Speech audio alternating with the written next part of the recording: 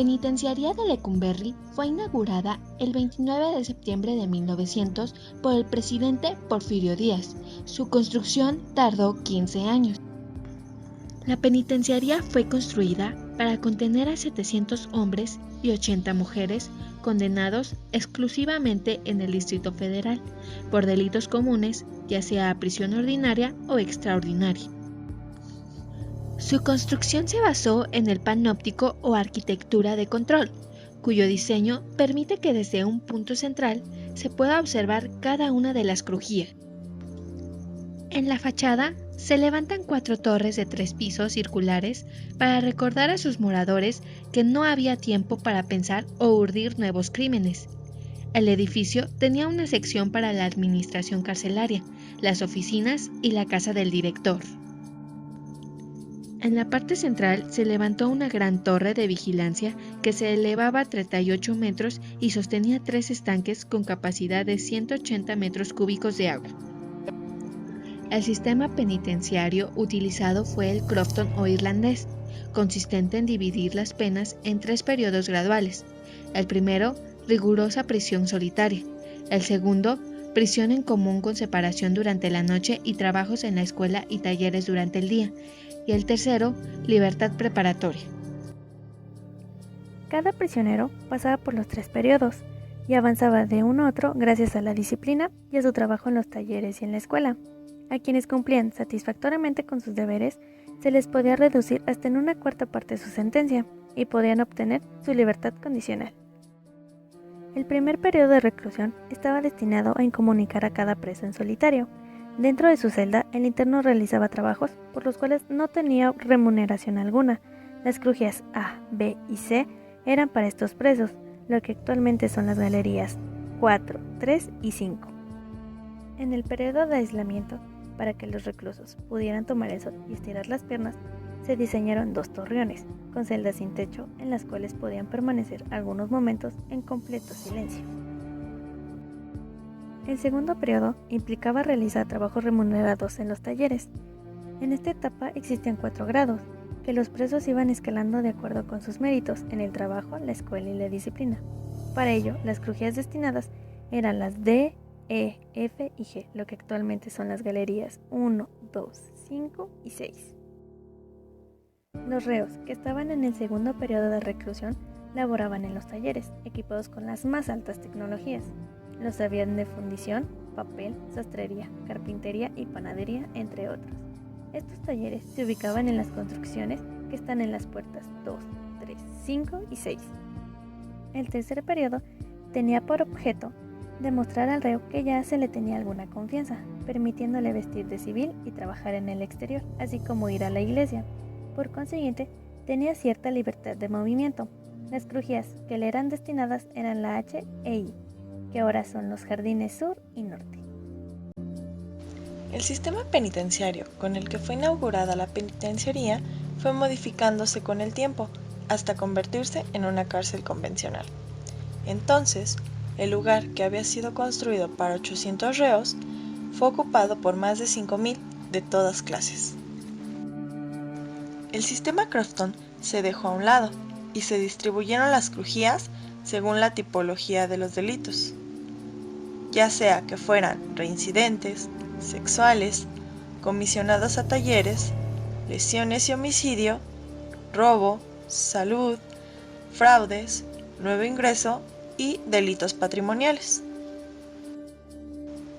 Los torreones fueron convertidos en crujías especiales para los activistas y los reos de conductas no rehabilitables y castigados por sus acciones dentro del penal.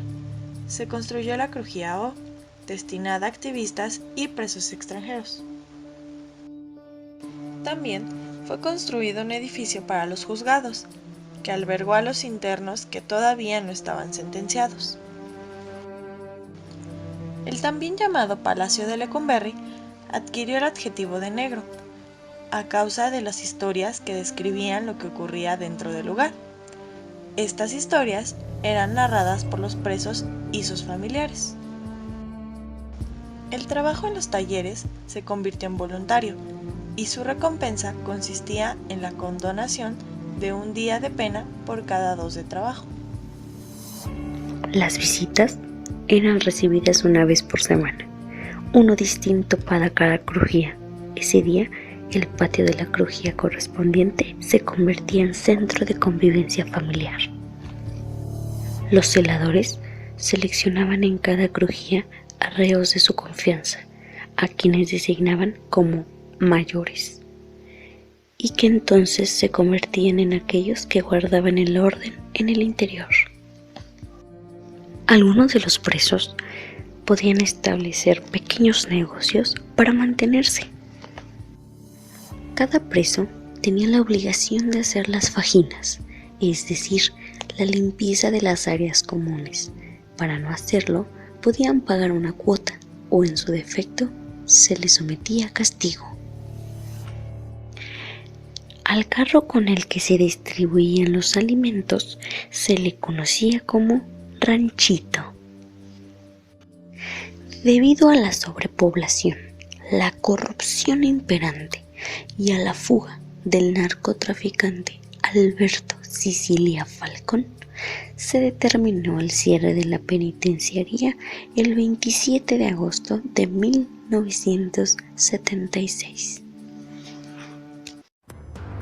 Entre los internos célebres con los que contó el Palacio de Lecumberri destacan José Agustín, William Burroughs, Valentín Campa, Goyo Cárdenas, el estrangulador de Tacuba, Eberto Castillo, Juan Gabriel, Alberto Aguilera Valadez, Francisco Guerrero, el chalequero, Ramón Mercader, Álvaro Mutis, José Revueltas, Otón Salazar, David Alfaro Siqueiros, Demetrio Vallejo, líderes del movimiento estudiantil de 1968, Pancho Villa, Salvador Nava, Adolfo Gili, Luis González de Alba y Gilberto Guevara Niebla.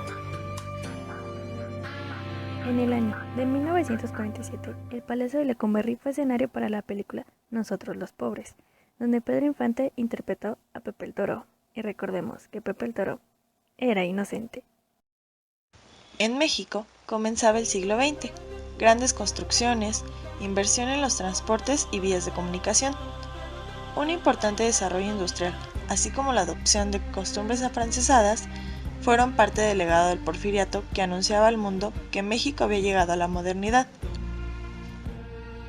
Era el centenario de la independencia mexicana y por sexta vez se reelegía Porfirio Díaz, que para entonces celebraba su cumpleaños número 70.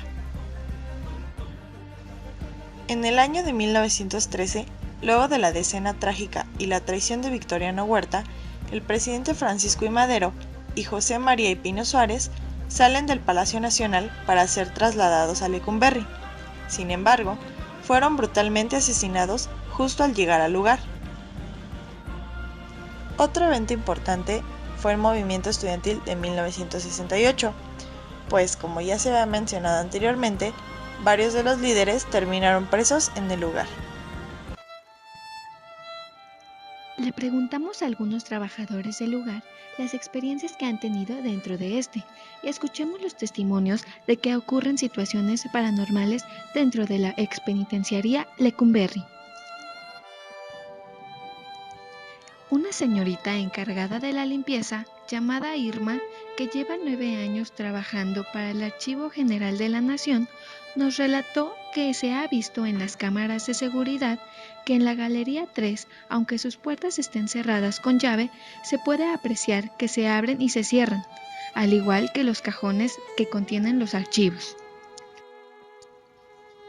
En una parte donde antes era el psiquiátrico, ahora es utilizado como una bodega, la cual las luces se encienden por medio de un sensor y solo alumbran la parte donde las personas se encuentran. Sin embargo, la señorita Irma afirma que las luces se activan y alumbran donde no hay nadie, al igual que asegura que se escuchan voces en esta bodega. El señor Gerardo y el señor Pablo son responsables del área de publicaciones. Cada mañana a las 7 de la mañana llegan a abrir las puertas de esta área, en la cual laboran, hacen la limpieza, acomodan los archivos correspondientes, entre otras cosas. Menciona que frecuentemente se escuchan pasos. Estos pasos son a veces muy fuertes, a veces muy bajos, pero la particularidad de estos pasos es que se escucha como si alguien estuviera subiendo escaleras o bajándolas, y sin embargo nadie sabe quién es, ya que estas dos personas son las dos primeras en llegar al área. Otro aspecto muy importante es que estos pasos aparentemente son de las zapatillas de una mujer. Estas personas mencionan que estos ruidos parecen ser de la señora que se aparece en la cúpula. Cerca de las 7 de la mañana, el señor Francisco Ibarra estaba en la Galería 3, que actualmente es una bodega, donde guardan cajas de los archivos. Él permanecía contando las cajas.